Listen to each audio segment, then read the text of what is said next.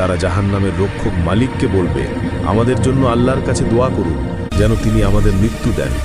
মালিক সঙ্গে সঙ্গে উত্তর দেবেন না, 1000 বছর পর বলবেন, তোমরা এখানেই চিরকাল পড়ে থাকো। তৃতীয় আবদার, তারা শাস্তিদাতা ফেরেশতাদের বলবে, অন্তত একদিনের জন্য আমাদের শাস্তি হালকা করে দিন। ফেরেশতারা বলবেন, তোমাদের কাছে কি স্পষ্ট পথ নির্দেশ নিয়ে রাসূলেরা আসেননি? তারা বলবে, হ্যাঁ। ফেরেশতারা তখন বলবেন, তাহলে এখন নিজেরাই প্রার্থনা করো। চতুর্থ আবদার, তারা জান্নাতীদের ডেকে বলবে, ভাই একটু পানি দাও অথবা জান্নাতের কিছু খাবার দাও। জান্নাতীরা বলবে, আল্লাহ এই সব কাফেরদের জন্য হারাম করেছেন।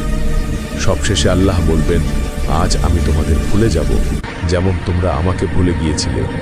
এই সব শুনে এখন থেকেই সঠিক পথ ধরো, কারণ মৃত্যুর পর আর কোনো প্রত্যাবর্তন বা দ্বিতীয় সুযোগ নেই। আল্লাহুম্মা কিনা আযাবাহ জাহান্নাম, হে আল্লাহ